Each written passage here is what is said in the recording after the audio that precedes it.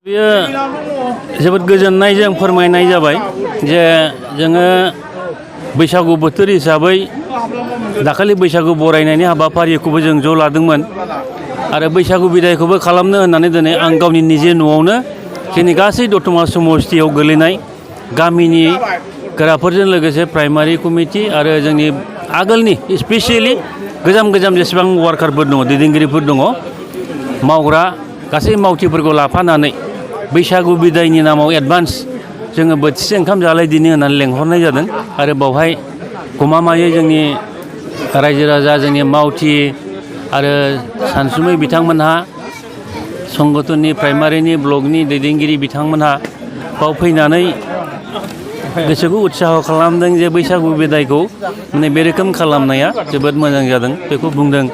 तबे आं बेखौ बुंनाय नङा जे दिनै बैसागु बोथोरावहाय गुबुन मोनसे थांखिजों सोरबा माबा मोनसे साननो हागौ नाथाय आं गोसोखांनानैबो खालामाखै बेखौ रायजो राजाफ्रा जोंनि वार्कारफ्रानो जे दिनैनि बे बैसागुनि हाबाफारिखौ दाखालि नों जोंजों गैफायामोन नों खालामनांगौ बेबायदि बुंलायनानै बे बैसागुनि हाबाफारिखौनो लानाय जादों।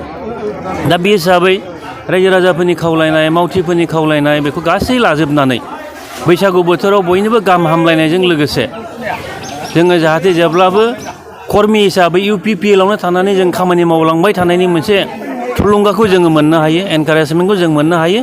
मेइन उद्देश्यआ जाहैबाय बे खारन जों वार्कार हिसाबै ज' थाबाय थायोब्ला जोंनि खामानि मावनायफोरा जेरावहाय जोंहा दिनै सरकारानो दङ बे हिसाबै जोंनि खामानि मावनायफोरखौ जोङो जाहाथे गामि ओनसोलावबो समानै बयबो जौगानायनि आरो गासै जोंनि फरायसा फरायसुलि जोंनि सामाजिक बिथिङाव जों दावगानो हायो।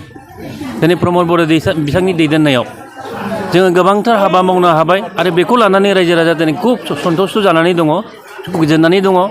दा बेनिखायनो आं हास्थायदों जे रायजो राजाफोरनि जे हास्थायनाय जोङो UPPL सरकार हिसाबै जोंनि दतमा समस्थिखौबो समानै जौगाहोनायाव जों जाहाथे बयबो आग भाग लानो हायो बे माखासे सान्थौफोरखौ लानानै जों जेरै रायज्लायदों बेबायदिनो दिनै हाबाफारिखौ लानाय जाबाय।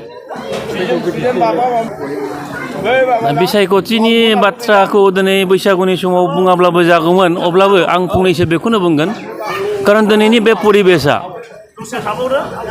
जोङो UPPL हिसाबै 5 बोसोर सरकार जानो थांगासिनो दङ आरो फैगौ 5 बोसोरनि थाखाय खामानि मावनांगौ आरो बेवहाय जोंनि UPPL हिसाबैनो थोंजोङै UPPL गोजा जों सरकार दानायनि मोनसे प्लेनिं परिकल्पना जोंहा दङ।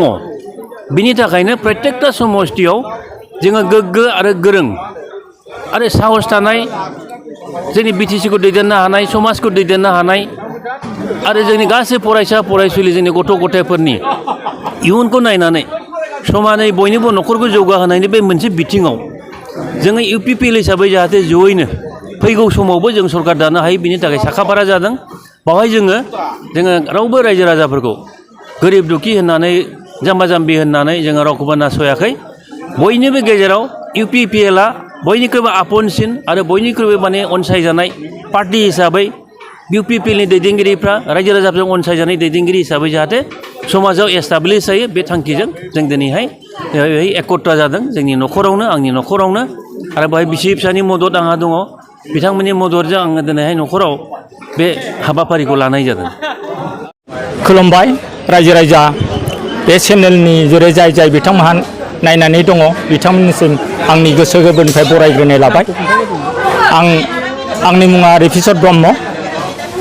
आङो 8 नं दतमा समस्थिनिनो सिङाव थानाय सासे रायजोफोरनिनो सासे सोद्रोमा। आं दिनै जे 8 नं दतमा समस्थिनि बारग' MCLA दानि सोलिबाय थानाय TCLCC चेयारमेन सारनि जे बैसागु बरायनाय आरो दिनैनि बे बिदायाव थुबुरै साफ्रोमबो बारग'नाय लोगोफोरखौ लोगो मोननानै आं दिनै बेसेबांबा गोजोनग्लायनाय मोनदों।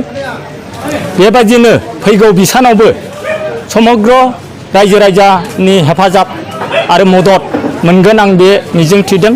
बेनि थाखायनो आङो दिनै गोसो खुसियै आंबो निजेनो बेहाय बाहागो लाफैनो मोननानै गोजोनग्लायनाय मोनदों आरो समग्र रायजो राजाफ्रा बे गोदान बोसोराव साफ्रोमबो रायजो राजाया गाव गावनि रायजो जानायाव गथ'यै गथायै मोजाङै जों रायजो जालांनो हायो आरो फैबाय थानाय समाव जों ज'यैनो एखे लगैयै खामानि मावलांनो हायो। आङो इसोरनि खाथियाव आर'ज गाबनानै साफ्रोमबो रायजो राजाफोरनिफ्राय आङो दिनै मदद मोनगोन मिजिंथिनानै आंनि बे सुंद' जे बिबुंथि आं बेखौ एसेखिनियाव फोजोबबाय।